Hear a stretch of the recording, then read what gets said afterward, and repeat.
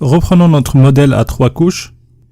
La couche qui nous intéresse maintenant, c'est la présentation qui correspond au front-end, qui est composée de l'HTML, du CSS et du JavaScript. C'est là où intervient Bootstrap.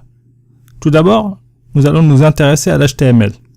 L'HTML est un langage qui permet de décrire des documents via des balises. Un document HTML est structuré de la manière suivante.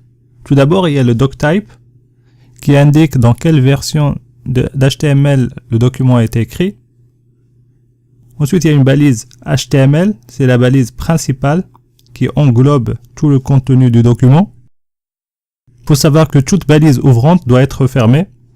Ensuite, à l'intérieur de la balise HTML, nous avons deux balises, le head et le body. Le head va contenir les métadonnées qui décrivent le document, comme le titre, les mots-clés, et le body va contenir tous les éléments qui vont être affichés par le navigateur. Donc concernant le head, il peut y avoir des balises comme le title pour mettre un titre au document qui s'affiche à l'onglet du navigateur. Il va y avoir également des balises link qui permettent d'inclure des fichiers CSS comme on peut voir ici. Il peut y avoir des balises méta dans lesquelles on met des mots-clés, des descriptions, etc. Concernant le body, nous allons distinguer deux types de balises. Il y a les balises dites inline qui sont interprétées dans la même ligne, une à la suite de l'autre, comme par exemple la balise span ou la balise label pour mettre un label à un champ de formulaire, comme on peut voir sur cet exemple-là. Donc l'interprétation de cet exemple-là sera affichée en une seule ligne, comme on peut voir dans la capture d'écran. Et les balises blocs qui prennent toute la largeur du document et par conséquent impliquent un saut à la ligne. Par exemple la balise H1 pour le titre de la page, la balise P pour paragraphe et la balise A qui permet de créer des liens. Donc l'interprétation de l'exemple qu'on a ici s'affiche comme on peut voir sur la capture d'écran. Chaque balise est interprétée dans une ligne. Voici une liste de quelques balises très courantes que nous allons utiliser très régulièrement. Concernant le CSS, c'est ce qui permet de manipuler la mise en page de notre document HTML. C'est via le CSS que nous allons modifier les couleurs, les polices, les positions, etc. Et l'application des styles se fait principalement via deux attributs qui sont ID et class. Les ID sont uniques, c'est-à-dire un ID ne peut être utilisé qu'une fois dans une balise donnée. Dans notre exemple, j'ai mis deux ID, un que j'ai nommé identifiant unique et un autre que j'ai nommé autre identifiant. Nous ne pouvons pas utiliser ces identifiants dans d'autres balises. Ils sont plutôt utilisés par le JavaScript pour manipuler un bloc particulier. Tandis que les classes, elles sont là pour être mutualisées, factorisées et réutilisées. Par exemple, dans notre cas, nous avons utilisé la même classe que j'ai nommée maClass dans les deux paragraphes. On peut l'appliquer à autant de balises qu'on souhaite.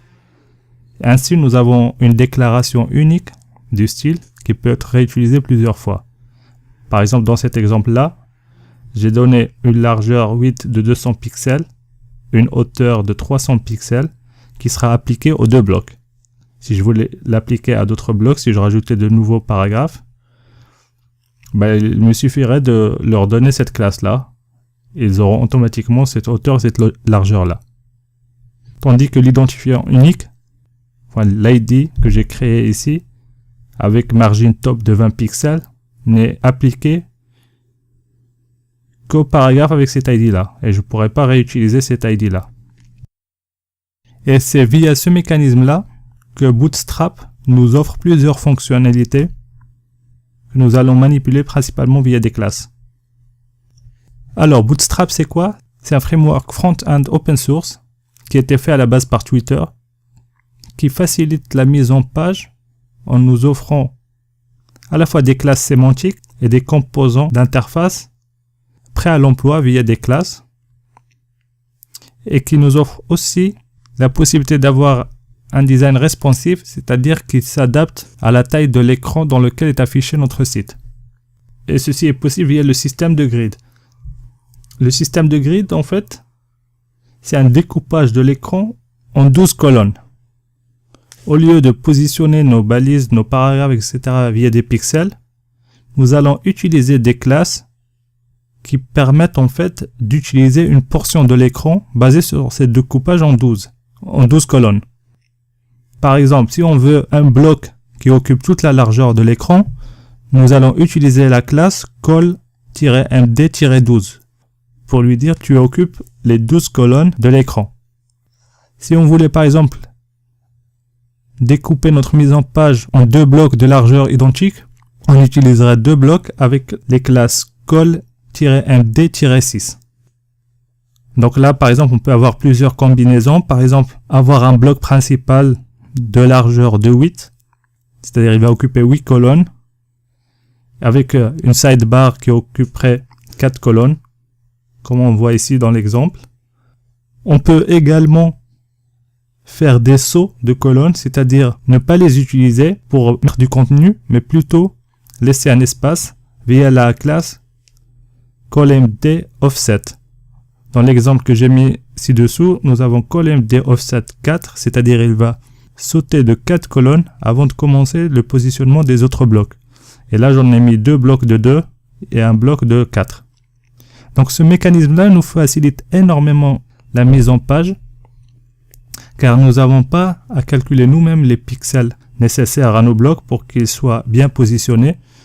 Rien qu'en utilisant ces classes-là, nous avons un positionnement opérationnel avec les marges nécessaires et qui s'adapte automatiquement à l'écran dans lequel est affiché le site.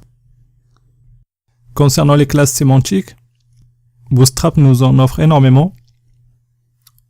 Nous allons juste voir ici un exemple comme table pour mettre en forme les tableaux, ou BG primary ou BG success qui est pour background. Ça permet de modifier les couleurs du background selon un contexte particulier. Je te laisse explorer le site de Bootstrap pour découvrir les autres classes, mais nous allons en découvrir au fur et à mesure que nous avançons dans le projet également. Bootstrap a connu un succès phénoménal. Du coup, le style de base est devenu obsolète et des personnes maintenant réalisent des templates, des thèmes qui permettent d'avoir un design unique tout en se basant sur les classes d'origine.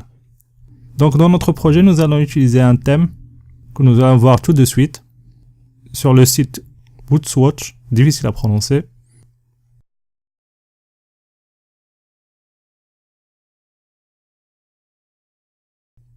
Donc on peut voir, il y en a plusieurs qui sont gratuits ou payants. Il y en a un qui me plaît bien, qui est celui-là.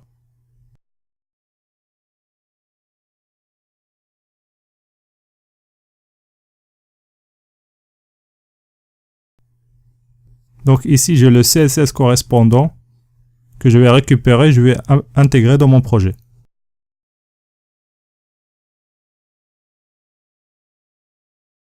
Là, il faudrait que je rajoute le CSS dans un fichier dans mon répertoire StyleSheet.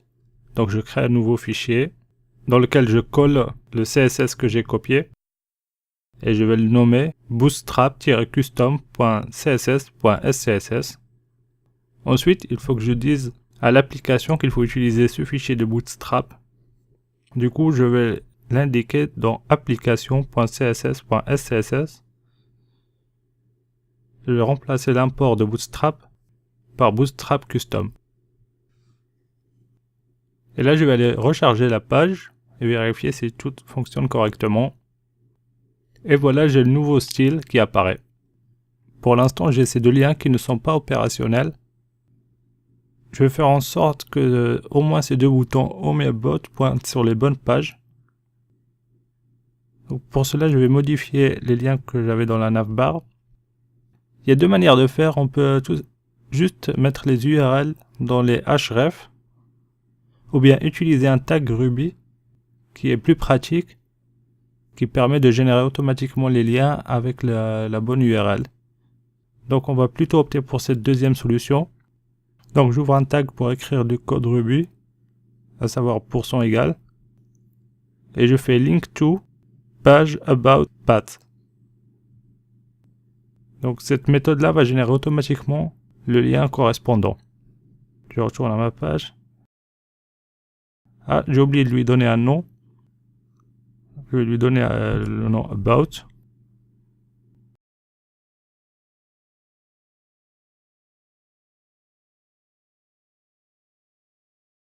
Donc si je vais sur la page home par exemple, et je clique sur le bouton about, bah, il m'emmène bien vers la bonne page. Donc de même pour la page home, je vais remplacer l'HTML que j'ai ici par link to, le nom du lien home, suivi du nom du contrôleur page, la page home path. Donc link to home, page home path.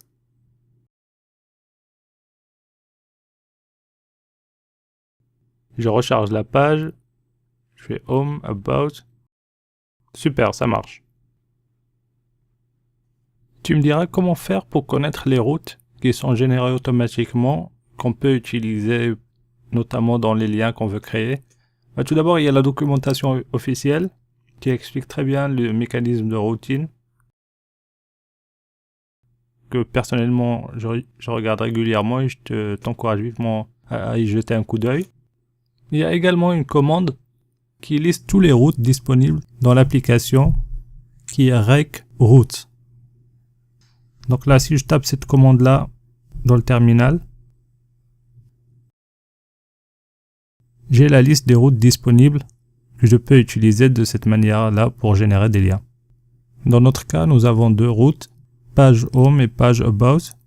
Il faut rajouter juste le suffixe path pour générer le lien correspondant.